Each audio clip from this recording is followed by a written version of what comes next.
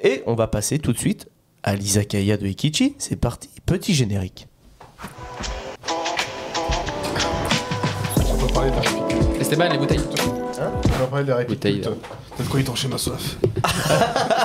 Ah oui. Alors, bienvenue dans l'Izakaya. Alors, j'ai rapporté une petite liqueur de rhum, noix de L'abus macadamia et Attends. caramel, oui, bien évidemment. L'abus d'alcool est dangereux et à consommer avec modération, les amis. Voilà, donc une petite liqueur de rhum, noix de macadamia et caramel, accompagnée de ces petits oléagineux, amandes, noix de cajou, cacahuètes et noix que l'on peut mettre au milieu de la table. Ah oui, bah redonne-moi mon, Oui, mon bah, Oscar. Redonne-moi mon Oscar, enfin, voilà. Félicitations. Et puis, Merci beaucoup. et puis voilà. Il y avait combien de verres 5. 5.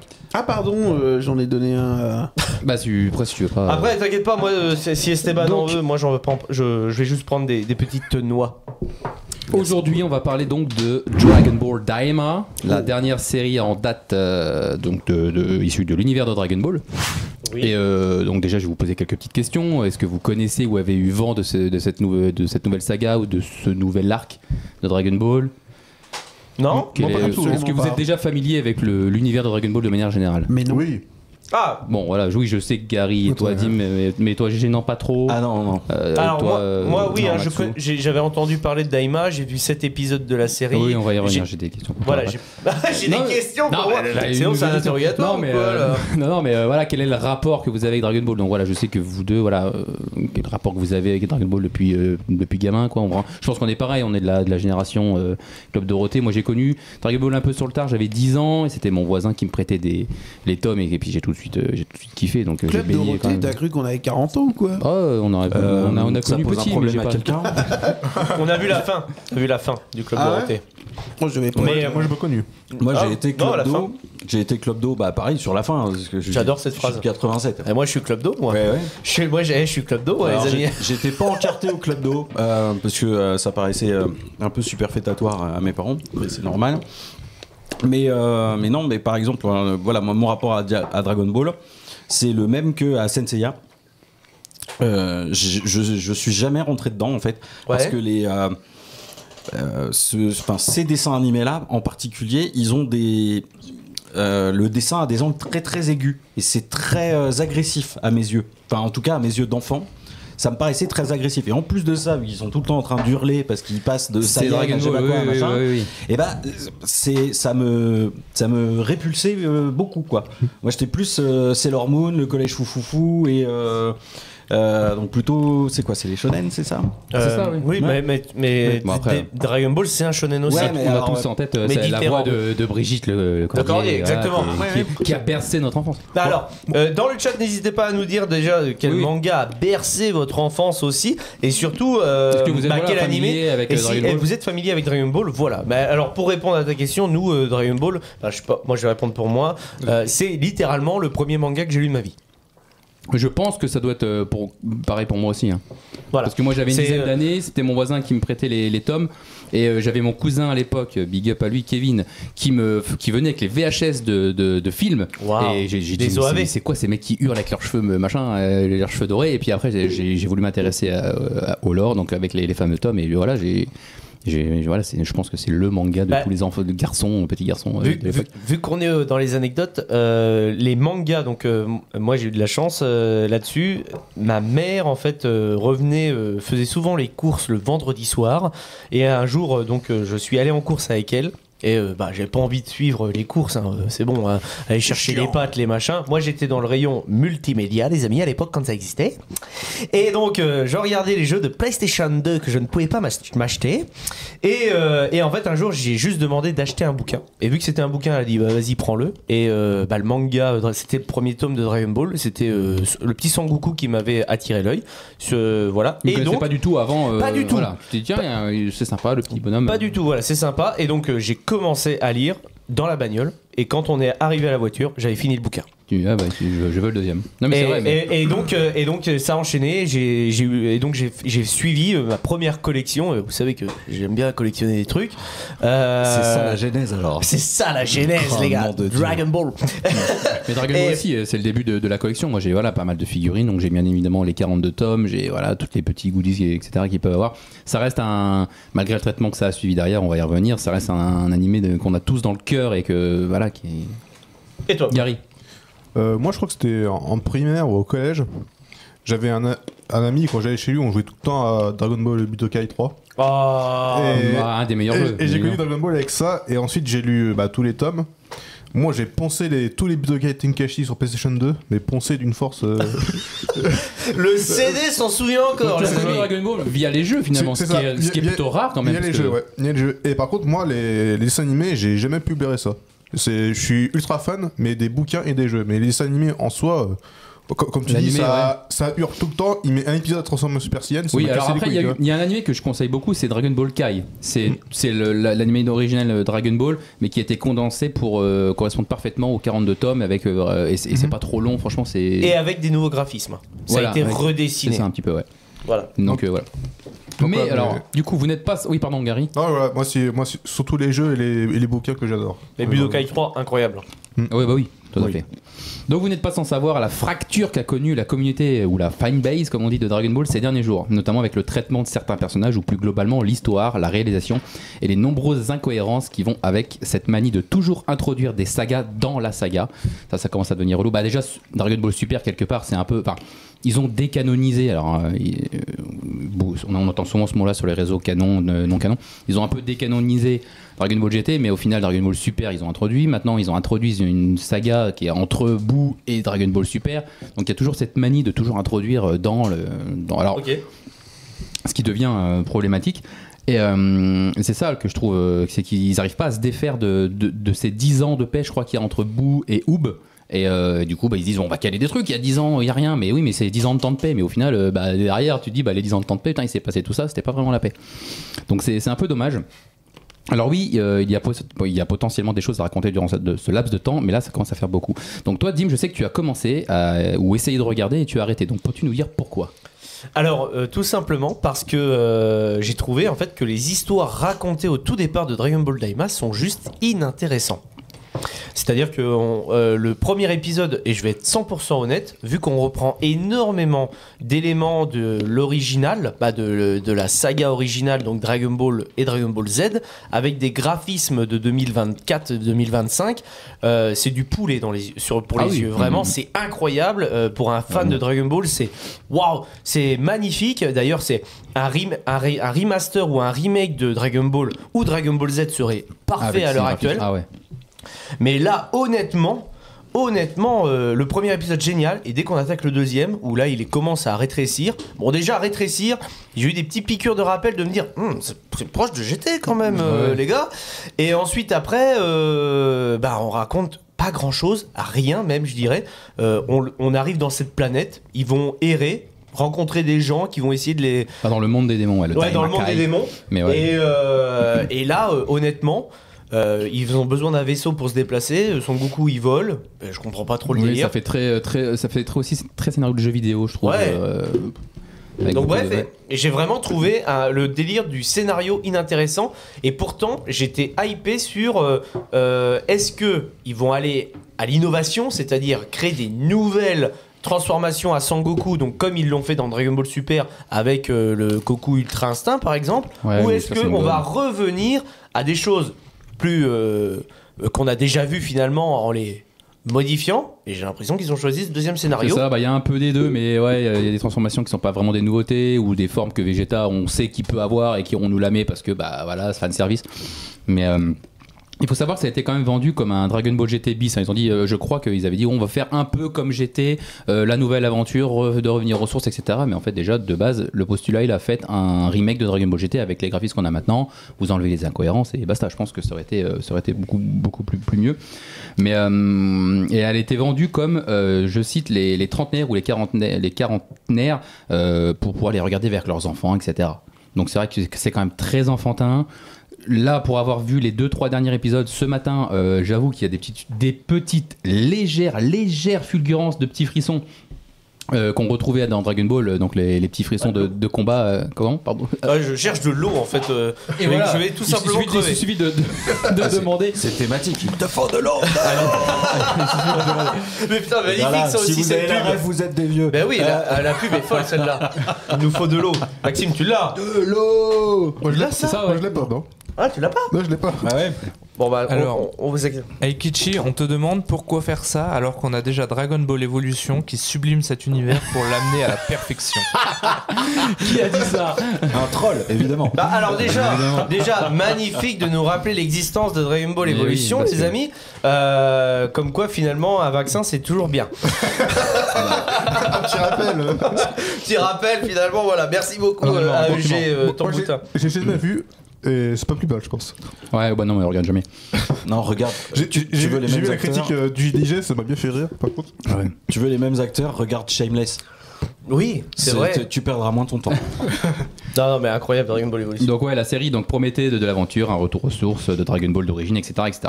Mais là, moi, où ça me pose problème, c'est qu'il y avait déjà Dragon Ball GT pour ça, qui certes n'est pas officiel, pas canon, comme on aime le dire chez nous, mais je pense que la notion de canon n'existe pas vraiment au Japon, et on va en avoir la preuve après. Pour être honnête, moi je n'ai pas voulu regarder, et je n'ai d'ailleurs pas regardé lors de la diffusion. Hein. Ce que je voyais sur les réseaux me suffisait, me confortait dans l'idée de ne pas regarder, mais par conscience professionnelle et pour les bienfaits de cette chronique, j'ai regardé pour pouvoir être légitime de mon avis définitif sur le produit. Et oui, j'entame le terme produit et non pas œuvre, mais je vais y revenir. Attention, ça dénonce. Hein. Oula, là, attention. là, les gars, attention. Et notez bien, là, Eikichi, ça va saler. Là, les Il n'y a amis. pas la salière, mais il y a les petites peanuts qui sont salées. Là, les gars, ça va y aller. Donc, Dragon Ball Daima, c'est quoi? Eh bien, c'est une série Dragon Je crois qu'il Ball. allait dire c'est de la merde. Direct, c'est Non, Dragon Ball Daima, non, c'est de la non. merde. Je suis Alors, plus nuancé. merci. Eh bien, c'est une série Dragon Ball où cette fois, toute la Z-Team, et pas seulement Goku, va redevenir petit par le biais du souhait d'un ennemi sorti de nulle part. Hein. Bon, ça, pourquoi pas. Mais il y a déjà une redite avec GT hein, sur le papier. Ennemi qui, a priori, est le successeur. Donc, c'est pas le frère, c'est le successeur de Dabra, qui était le roi du royaume des ténèbres dans la série. Mais là, c'est devenu le royaume des démons. Donc, au passage, on apprend aussi que tous les êtres aux oreilles pointues sont des démons, hein, notamment les Namek. Qui se seraient échappés à l'extérieur pour vivre une vie d'extraterrestre. Donc là déjà première petite incohérence ou du moins justification un peu bancale. On sait que les oreilles pointues et les oreilles type trou là comme Boo et SL sont un peu le chara-design des oreilles pour représenter les monstres, les extraterrestres, tout ça. Donc pourquoi cette justification d'oreilles pointues? Bah en fait ils viennent du royaume des démons. Donc je trouve c'est un peu pourquoi pas. Donc tout ça veut dire que tous les ennemis que Goku a combattus quand il était petit comme Pilaf, ouais c'est ça, comme Pilaf, Mister Popo et tous les autres personnages aux oreilles pointues comme les Kaio, les Kaioshin, tout ça, bon bah hop, c'est des ancêtres de démons, allez. Donc je pense à titre perso qu'il n'y avait pas besoin de ce genre de précision pour créer encore plus d'incohérence que de justification. Bref, je ne vais pas toutes les détailler ici, mais c'est un peu incohérent sur incohérent jusqu'à même le climax final que tout le monde a vu je pense sur les réseaux. Bah, je pense pas que Maxime soit au courant. Ouais, mais... Absolument pas. Après, je connais pas Dragon Ball de base, donc Je ne ça suis va être même pas compliqué. sûr d'avoir regardé. Donc vous n'êtes pas sans savoir non plus, ça a tourné en boucle sur littéralement tous les réseaux, le retour ou plutôt le reboot du fameux Super Saiyan 4. Et là, ça pose un gros problème pour moi. Que l'on aime ou pas Dragon Ball GT, la transformation du Super Saiyan 4 reste, pour ma part, il n'engage que moi, la plus iconique, la plus charismatique et la plus profonde dans son cheminement. Le coup du Super Saiyan Ozaru doré maîtrisé parce que sa petite fille pleure, parce qu'il voit la terre, etc. Enfin, la construction de comment il se transforme. Voilà, de transforme en Super Saiyan 4 dans Dragon Ball GT, elle est magnifique. Là, c'est un Super Saiyan 4 donc du coup 2.0 qui voit déjà sa forme venir d'un boost de puissance du vieux Namek de la série. Bon, on nous montre des images d'ADN et de système nerveux en mode ça vient des origines pour nous faire un peu avaler la pilule, mais bon, cette transformation n'a aucun sens, du moins à ce moment-là. On a même la queue de Goku qui repousse comme ça pour la transformation et quand il reprend sa forme de base, il ne l'a plus et il la retrouve encore quand il se retransforme après. Donc là, on est sur vraiment du foutage de gueule, je pense. C'est du réchauffé, c'est mal écrit, on ne demande pas de la grande littérature. Dragon Ball n'a jamais eu l'ambition d'avoir un scénario ultra complexe, ça reste de la bagarre. Mais dans l'œuvre d'origine, il y avait plusieurs propos intéressants. Le traitement du personnage de Piccolo, celui de Vegeta, de Gohan, et je parle même pas de l'histoire de Trunks. Des ennemis avec un but précis, de l'enjeu, des menaces concrètes. Là, rien de tout ça. il y a quand même une très légère vibe Dragon Ball GT, mais finalement on en revient donc toujours au même point. Est-ce qu'il n'était pas mieux de faire un remake ou un reboot de GT? Et vous savez ce qui est le plus frustrant dans tout ça, et t'en as parlé Dim, c'est que l'animation est exceptionnelle, elle est magnifique, c'est dynamique, mais même au niveau des chorégraphies de combat, ça n'invente rien, mais c'est juste beau, mais en façade. Et c'est dommage d'avoir proposé ce produit si bien animé, mais même les combats finaux sont, je vous ai dit, j'ai reçu ces brides de frissons quand voilà, ça gueule, ça combat avec les kaméas et les rochers qui explosent, mais le problème c'est qu'on est aussi sur un ennemi qui a aucun charisme, mais vraiment c'est un clown voilà, en gros, qui grossit avec un troisième œil sur le front. Enfin là on n'est pas du tout dans le charisme d'un Cell ou d'un Boo ou d'un Freezer. Donc pour conclure, j'ai 2 questions. Quel était réellement le public visé? Et est-ce que Dragon Ball, l'œuvre d'origine, est morte bien avant la malheureuse disparition d'Akira Toriyama, et que Dragon Ball n'est finalement pas devenu qu'un produit marketing? Car cette fameuse transformation du Super Saiyan 4, c'est le nom officiel de la forme, elle a été dévoilée en dévoilant justement la figurine, je crois que c'est Bandai Namco, mais la preuve que là on prend les fans pour des vaches à lait, pardonnez-moi l'expression, et ça veut quand même dire que la figurine a été conçue avant même la diffusion de la série.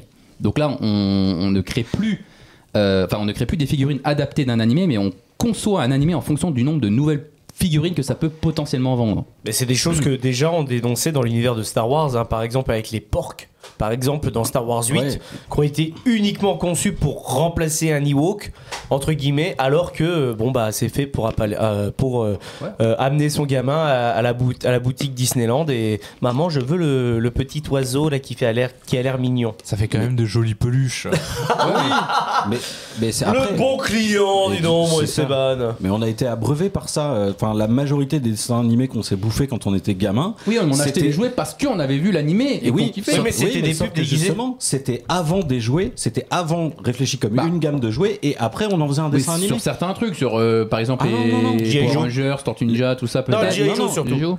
Oui, G.I. Joe, mais Dragon Ball, c'était pas le cas. G.I. Joe, ça a été réfléchi comme ça. Tu vois, regarde, on a eu les Mighty Mikes, par exemple, qui étaient les Polly Pocket pour les garçons.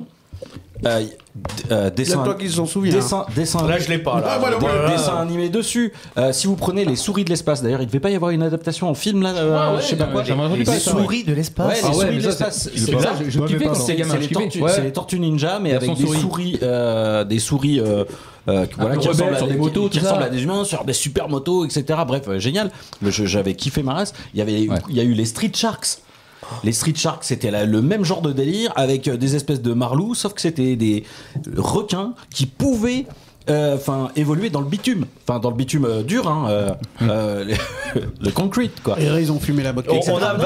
Et tous ces trucs là, on avait les dessins animés, c'était pour vendre la gamme de jouets, et on avait réfléchi la gamme de jouets avant de. Donc finalement, ces gamins-là, ils ont 40 ans, et c'est eux qu'on vise. Et vas-y, achète ma grosse figurine Bandai. Attendez, parce que là dans le chat justement, on se pose la question de quoi on parle. Alors, on va recontextualiser. À la base, donc on est dans l'izakaya de Eikichi, les amis. Bienvenue. Il vient de parler donc de la nouvelle série Dragon Ball Daima, et la question qui clôture ta chronique, très bonne chronique au demeurant, mon petit Eikichi.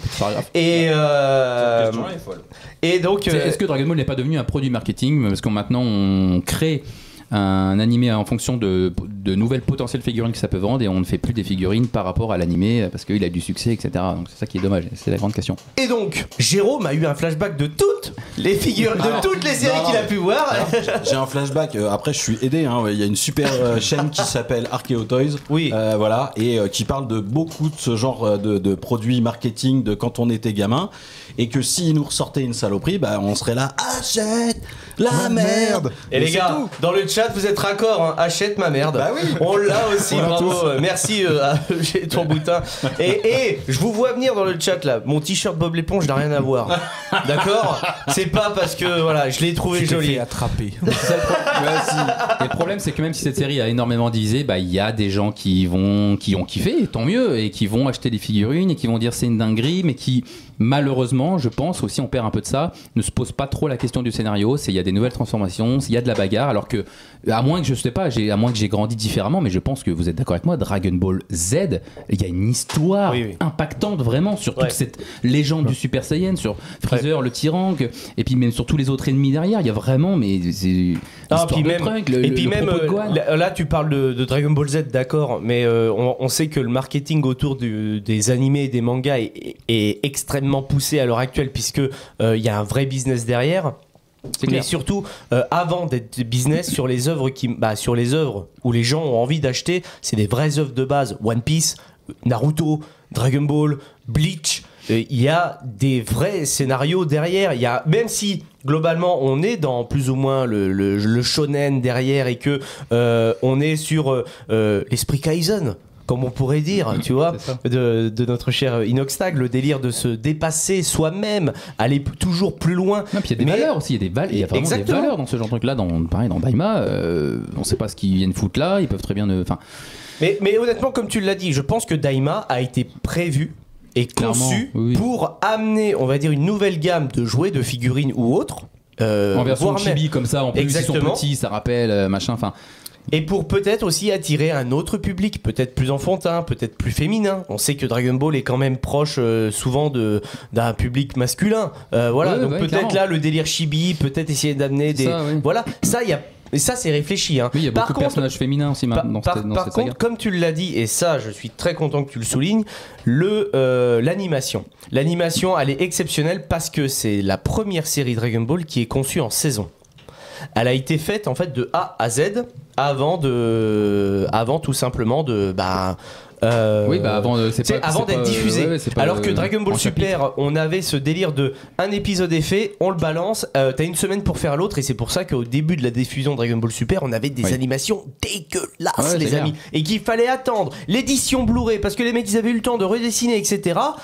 Tu vois, tu fais non les gars, sortez le produit une fois qu'il est terminé. Et là, pour Dragon Ball Daima, on sent que le produit ou l'œuvre est terminé, mais que dans le fond, on est loin. Je sais même pas si Akira Toriyama a vraiment mis sa patte. Ça, c'est ce qu'on nous vend à chaque fois pour nous dire c'est vraiment son dernier truc avant d'avoir disparu. Mais est-ce que peut-être parce qu'il y a dedans, il y a pas mal d'humour à la Toriyama qui viennent des fois contrebalancer un moment sérieux, mais avec de l'humour pipi caca, c'est vraiment dommage.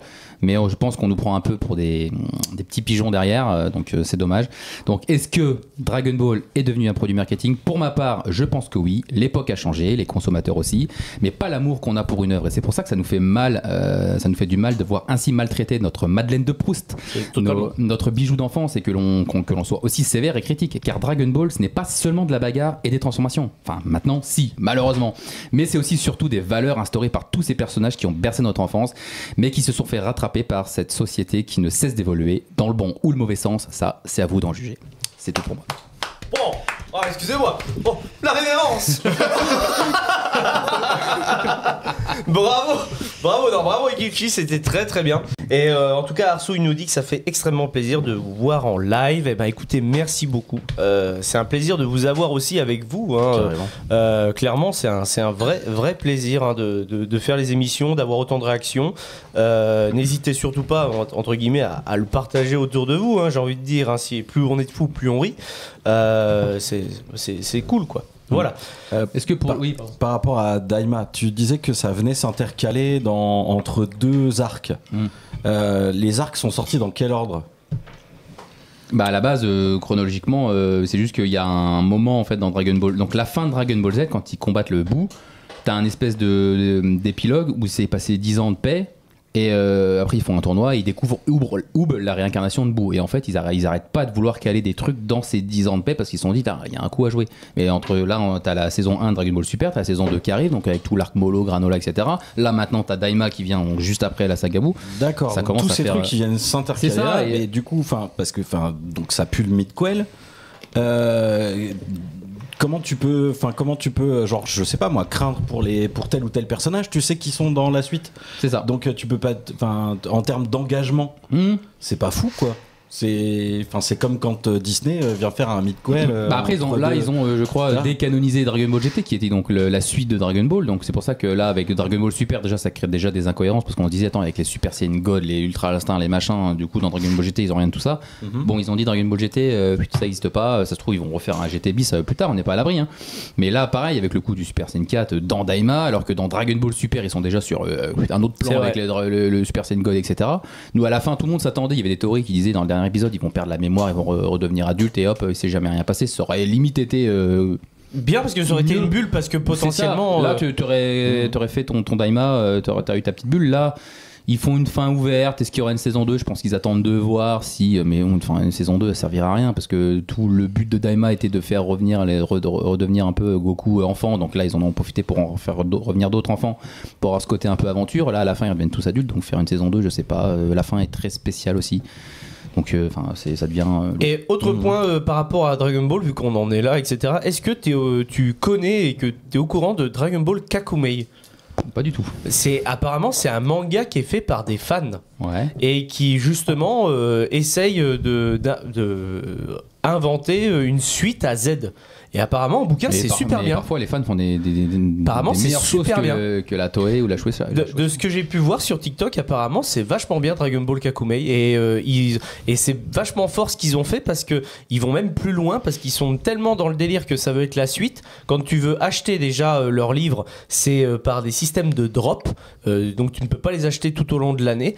Et en fonction de ta collection que tu as eue étant gamin, si tu as eu par exemple l'édition de Glénat, classique comme nous on a connu, donc les 42 tomes, Ouais. et ben ils ont fait leur version Kakumei dans les mêmes covers que les 42 tomes. Et si tu as l'édition spéciale, donc c'est la grande avec la coloration, etc., et ben ils ont fait aussi en édition Ah ouais. spéciale. Et je trouve ça vraiment stylé. Voilà, quoi. Mais limite, des fois, les fans font des meilleures choses. Ouais. Que... Bon, C'est sympa ce que font les fans. Des fois, ils font de très très bons trucs, mais il faut se méfier d'un point de vue manga. Hein. Ils font aussi des yaoi. Hein. Oui, Ça, oui. Après, oui, voilà quoi. Bon, bah, merci beaucoup. Je pense qu'on peut signer la fin de ce premier Izakaya de Eikichi de cette saison. Merci beaucoup. Hé, l'émission est finie, tu peux changer de vidéo. Par contre, oublie pas de t'abonner, ça leur donnera de la force à ces petits branleurs. Ciao!